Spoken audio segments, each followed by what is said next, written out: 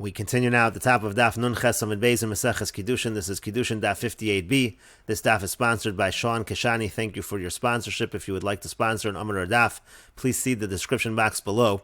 On the previous Amud, the Gemara was discussing the issue of Tovas Hana, whether Tovas Hana is considered Mammon or not, and Rav Chia bar Avin asked this question to Rav Huna, and Rav Huna answered from our Mishnah, because it said in our Mishnah that if a man is Mekadesh a woman with Truma, that is a good Kiddushin, and Rav Huna is assuming that what he's doing is he's being Mekadesh the woman with Truma that she's going to have to give to the Kohen, but there's a Tovas Hana there, she gets to decide which Kohen to give it to, and that's considered to be Mammon, and that's why it's a good Kiddushin, and so therefore Rav Huna said that from our Mishnah you see that Tovas Hana is Mammon, and Rav Chia bar Avin said back to Rav Huna, but that's not what we understood the Mishnah to be talking about. We understand that the Mishnah is talking about a situation where the person actually inherited the Truma from his grandfather who was a Kohen. He is not a Kohen because it's his grandfather through his mother's side, and so therefore he actually has full ownership over the Truma. He can even sell it to Kohanim. He doesn't have to give it to Kohanim, and so certainly that would be a good Kiddushin. Isn't that what we're talking about in our Mishnah?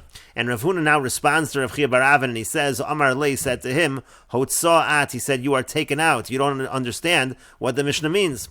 So Ichsif, so he was embarrassed when he heard that. But who savar mishmai takamarle? Now he thought that Rav Huna was saying, you're taken out from the sugya, you don't understand the Mishnah. But that's not really what he meant. Amar Le, Rav Huna said to him, Hachiko Amina, this is what I was saying. Rav Asi de Hutzal. When I said Hutzal, I meant Rav Asi of Hutzal, Koi Kivasech, he goes like you. He explains the Mishnah in the same way that you explain the Mishnah. And Rashi explains, Hotza'at husavar mishmaita kamarle motza'at mishmuazu nira she'enat ha'chacham. But he thought he was telling him that you're not a chacham, you're not wise when it comes to the sugya.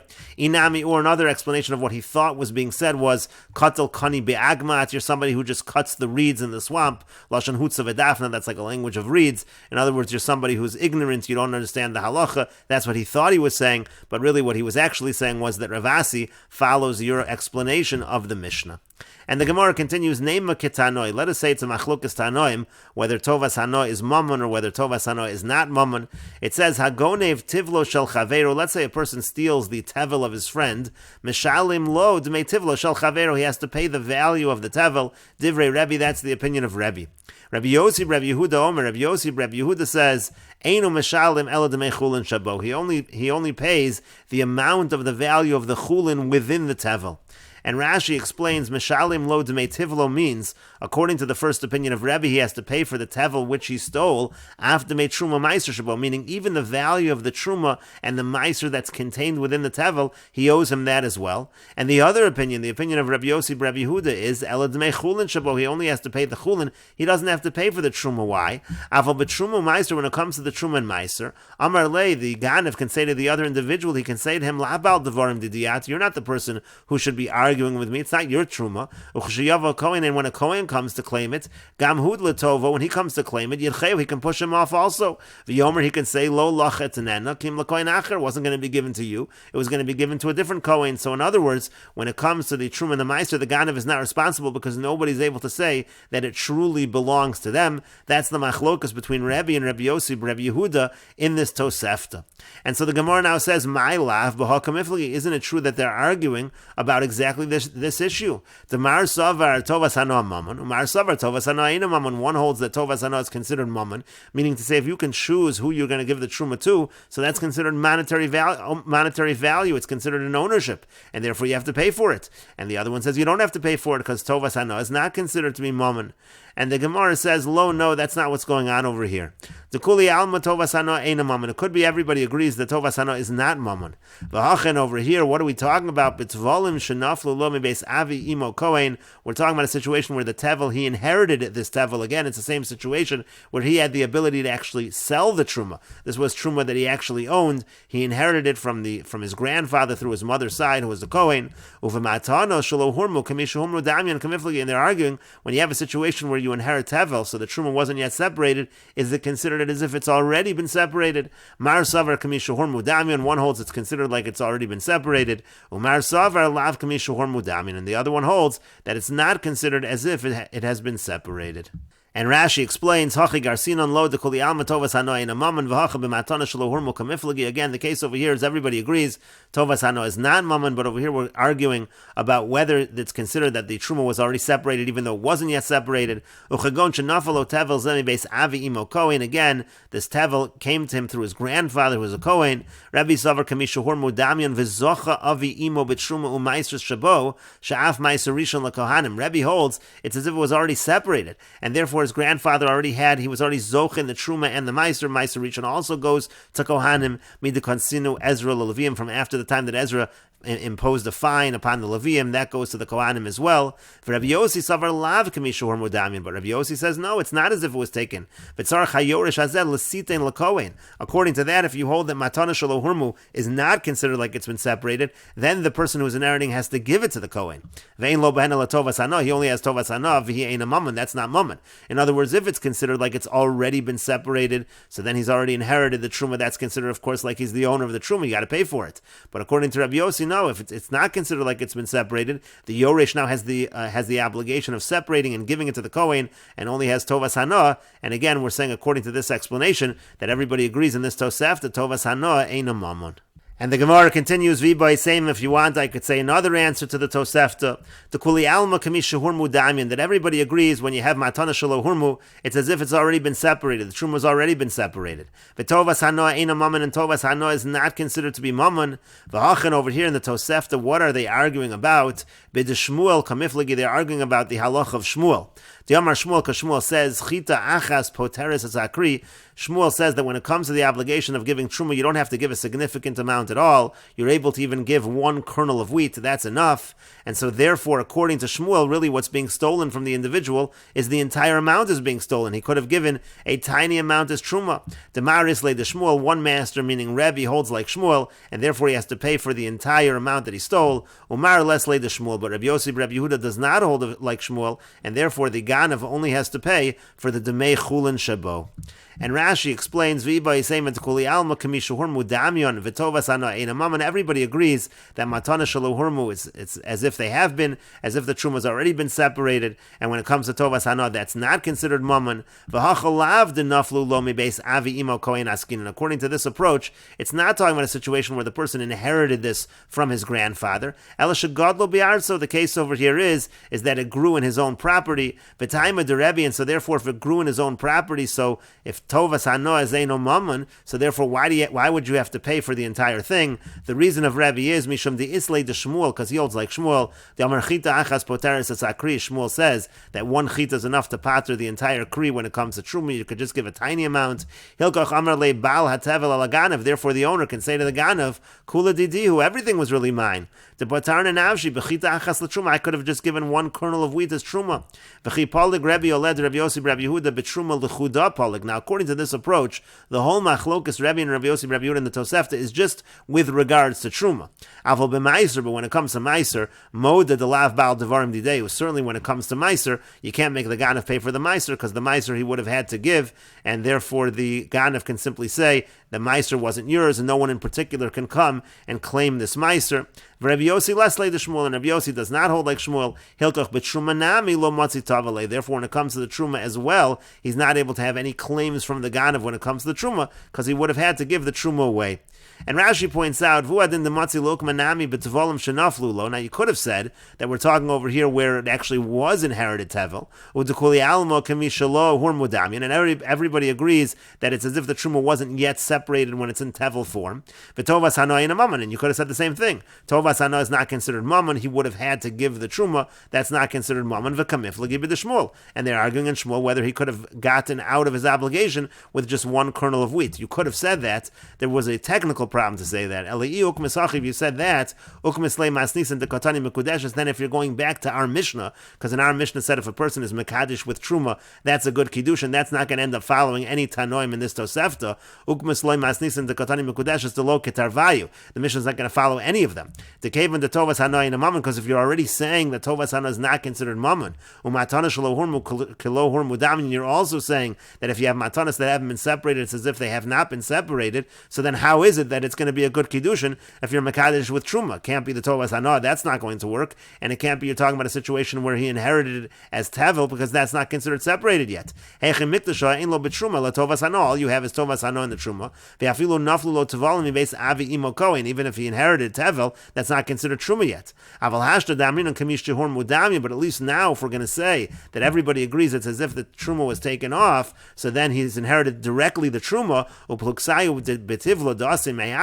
the Machlokas over here in the Tosefta is talking about Tevel that grew in his own property, then you can always answer our Mishnah like we answered earlier, where you're talking about a situation again where he inherited it, and Matana Shalo Hurmu is Kemi Shahur Mudamyon, meaning to say it's as if he inherited the Truma directly, and of course in our Mishnah then he has full ownership over the Truma. And the Gemara continues, if you want, I could say another answer in terms of the Tosefta, the Kuliyama Leslu de Shmuel. It could be everybody, or rather nobody agrees with the halach of Shmuel. You certainly have to give a significant amount for Truma. V'hacha hainu time of the Rebbe, and here, what's the reason of Rebbe? Why does Rebbe say that the Ganav has to pay the full amount? Really, he didn't steal the Truma. The answer is the Kansu Rabbanon Leganav. The reason is that the Rabbanon impose a fine upon the Ganav since he stole. He has to pay the full amount. That's a fine, that's a knas of the Rabbanon. If you want, I could say another answer to Kuli Alma Islu de Shmuel. It could be everybody does agree with Shmuel, and so therefore, if everyone agrees with Shmuel, the Ganav should have to pay the full amount. And here the reason of Rabbi Yossi Rabbi Yehuda that the Ganav does not pay the full amount to Konsur Rabbanon LeBalabayis. The Rabbanon actually impose, on the contrary, they impose a fine upon the Balabayis. He shouldn't have left his produce as Tevel. He should have taken care of his obligation of Truma, and the fact that he didn't take care of the obligation, so therefore we impose a fine upon him, and the Ganav does not have to pay for the Truma. And the Gemara continues, Tanan, we learned in our Mishnah, HaMekadesh b'Trumos uv'Maiser uv'Matanos b'Mechatos uv'Efer Para. If a man is Mekadesh a woman with Truma or Maiser, or the gifts to the Kohen, or the Mechatos that's used to purify someone who's Tamei Meis, or the ashes of the Para Aduma that's used to make the Mechatos, HaRezum Mekudeshes, that's a good Kiddushin, the Afilu Yisrael, even if the person is a Yisrael. And again, the implication from our Mishnah is the Mechatos, the Efer Para, they're not Asr B'Hana, a person can use that for Kiddushin. Uraminu, but we have the following contradiction. Hanotel schar lodon din of betelim. If a person takes money to be a judge, his judgments are nullified. Lahoyede do so betela. If a person takes money to testify, his testimony is nullified. Lahazo sulakadesh. If a person takes money for the sprinkling, or again to be mekadesh, the mechatos meimov meima'ara. Those waters are considered like cave water. They're nothing. The afro efer makla, and the ashes is considered regular ashes. It's not considered to be anything. And so from here it seems a person is not allowed to take any benefit from these items. And the Gemara answers, Amar Abai says, Lokash is not difficult. Kan bischar hava umilo. In one case, we're talking about the wages that a person can take for bringing it and filling it. That already a person actually is allowed to take wages for, and so therefore for that work, a person can use the schar, so to speak, of that work, the wages that would have come for that work. That is considered a kind of benefit you can use for Kiddushin. But over here, bischar hazah v'kiddush. If a person is trying to take wages for the actual sprinkling or the actual sanctification of the mechatas, that would be a problem. And the Gemara says, Dekonami, we have a proof to this as well, the Katani, because it says, the Katani hacha b'mechatas uve'efer para, because it says over here, meaning in the Mishnah it says that you're using the mechatas and the efer para. That's what's a good Kiddushin. That's talking about the schar hava or the schar miloi. The Katani hasam, but it says over there, lahazos or lakadesh, for the actual sprinkling or the sanctifying, it's referring just to that. That already you can't take any money for. That has no monetary benefit that a person can take. Shema Mina, and the Gemara says, indeed, you see from this that is the distinction between these two cases. And Rashi explains, lahazos or lakadesh, again, a person's taking money for sprinkling and for sanctifying. Mishnah hi bechoros. This is a Mishnah in Bechoros. Hanot el scharo lodon dina betelim lahazos or lakadesh meimav meima'ara v'afro efer makla. It says again, if a person is taking money to be a judge, the judgments are nullified, to sprinkle, to sanctify, so the waters are like cave water and the ashes are just like regular ashes. Lahazos al hatami, meaning you're taking money to sprinkle on someone who's tummy to purify the individual. Ulakadesh mechatas, or to sanctify the waters, meaning kishanoseno efer b'mayim kari kedusha. When you put the ashes in the water, that's called kedusha. That's called sanctifying the waters. Meima'ora sruchim heim, that's like cave water. That's considered like nothing, like disgusting water. Efer mikla, it's considered efer mikla. Kolomar stam efer, it's just considered ashes. Shabamanat kol beish, it has no holiness to it. And so then the Gemara made a distinction and said, B'schar hava, a person could take wages for bringing it. Meaning, hava ha'efer mimakom lamakom. Let's say you're bringing the ashes from one place to another. Uschar miloi mayim. You can take wages for filling the water. Demilsa de tirchi. Those are things that are a bother. They take efforts, and you're allowed to get paid for that. For Achmana lo ramyola, the Torah doesn't say you have to do that for free. V'shari l'mishkala igra, you're allowed to take wages in mekudeshes, and so therefore for that kind of effort, for that kind of work, that's considered to have monetary value that a person in theory could take wages for, and therefore that can also be used as a kiddushin. Umasnisim de bechoros, when it comes to the Mishnah bechoros, where it says you're not allowed to take payment, b'schar hazav v'kiddush, that's talking about trying to take wages for the actual just sprinkling or sanctification, to lekatircha, that there's no bother to that at all. Uschar limud mitzvah hu notel, he's really just taking the schar for the mitzvah. V'atorah amar re'egli manati eschem kasher tzivani mani bechinam afatem bechinam, just like I do for free, says HaKadosh Baruch Hu, so to you, when it comes to mitzvahs, you have to do for free. And the Gemara said, Dekanami demasisin lava hazav v'kiddush. It's clear that our Mishnah is not talking about the sprinkling and the sanctification. Dekotani mechatas ve'fer chatas shadayin einamu ravin. It says mechatas efer chatas, meaning to say it hasn't yet been mixed, so therefore it's in the earlier stages, and that's why in our Mishnah it's considered to be something that has monetary value. Hadron alocha ish mekadish. We will return to you parak ish mekadish. This is the end of the second parak of Meseches Kiddushin. If you're enjoying these videos and this channel, please like, share, and subscribe, and take a look at the description box below to see how you can support this channel. And we will now begin the third parak of Meseches Kiddushin. And the Mishnah says, Ha'omer l'chaveiro, if a person says to his friend, say v'kadesh li isha plonis, go, be mekadesh for me this particular woman, v'halach, and the shliach goes ahead, v'kitcha li'atzmo, and he's mekadesh the woman for himself, instead of doing it for the person who sent him, mekudeshes l'sheni, she's mekudeshes to the second individual, to that friend who was being sent as the shliach. V'chein omer li isha, and similarly, if somebody says to a woman, Hareat mekudeshes li la'achar shloshim yom, you're going to be mekudeshes to me after 30 days. Then someone else comes, and within the 30 days he's mekadesher, mekudeshes l'sheni, again she's mekudeshes to the second man. Bas Yisrael l'kohen tocha b'truma, let's say she's a Bas Yisrael, and she's mekudeshes to a kohen, in that case, that's a full kiddushin, she can eat truma. And the Mishnah continues, now let's say the man says to the woman that I'm being mekadesh you from now and after 30 days, so it's not 100% clear when the kiddushin takes place. Then someone else comes and is mekadesh her within those 30 days, so there we say mekudeshes ve'ena mekudeshes. She's mekudeshes, but she's also not mekudeshes, meaning it's a situation of a suffix. She has to be strict that maybe it's a good kiddushin, she has to be strict the other way as well, maybe it's not a good kiddushin, and so therefore in such a situation, Bas Yisrael l'kohen, or Bas Kohen Yisrael, let's say she's a Bas Yisrael, Mikudeshes to a Kohen in this fashion, and it's a suffix, or she's a Bas Kohen to Yisrael, and again it's a suffix, Lo Tochal B'Truma, she's not allowed to eat Truma, because we really don't know whether it is a Kiddushin or not.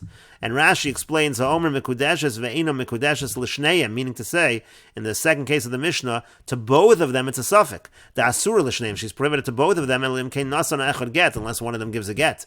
U'liyada ma'acher asurat she'inu shneim get, she can't marry anyone else unless both of them give her a get. Uva Gemara pligi bar mefarish time, and the Gemara will argue about this and explain the reason.